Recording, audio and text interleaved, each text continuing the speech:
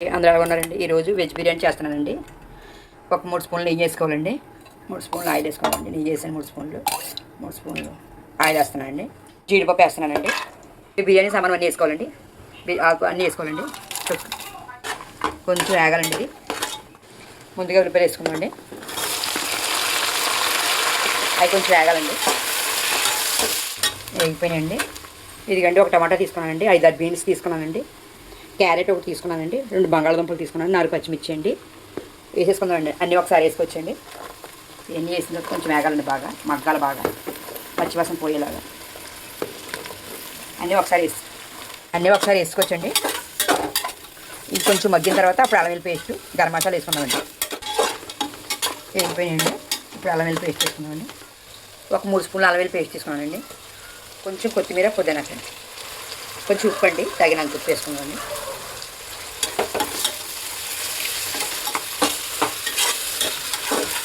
ఇలా కలుపుకొని పచ్చివాసన పోయేలాగా మూత పెట్టుకుందామండి. కొంచెం బిర్యానీ గరం మసాలా వేసుకుందామండి. కొంచెం 1 స్పూన్ పడుతుందండి, అంతే అండి. 1 స్పూను ఒకసారి కలుపుకుందాం. అది స్పూన్ వేసాను కదండి. ఇంట్లో ప్రిపేర్ చేసిన గరం మసాలా అండి. ఇది 1 స్పూన్ వేస్తున్నానండి. చిన్న స్పూనేనండి.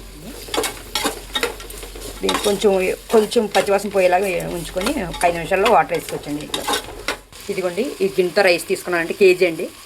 కేజీ రైస్ తీసుకున్నానండి. కొలతగా ఇది వచ్చేసరి వెళ్తే అక్కడ వరకు తీసుకున్నాను. కేజీ అంతవరకు వచ్చిందండి. అంతవరకు 2 ఇంతలుగా వేసుకోవాలండి. కొలత తీసుకోవాలండి. దాంతో 1 గ్లాస్ రైస్ అనుకోండి 2 గ్లాసులు తీసుకోవాలి. ఇలాగ వేసుకుందామండి. రైస్ మరుగుతున్నప్పుడు కేజీ తీసుకున్నానండి. ఒకసారి ఇలా కలిపేసుకుందామండి. ఉప్పు అది కరెక్ట్గా ఉందో చూసుకోవాలి ఎప్పుడండి. చూడండి అలాగా ఉడుకుతున్నప్పుడు ఒకసారి కలుపుకుందామండి. మంట మీడియంలో పెట్టేస్తామండి. మీడియంలో పెట్టేసి మూత పెట్టుకుంటే దగ్గరికి అయిపోతుంది. చూద్దామండి ఎలాగైందో. అయిపోయిందండి.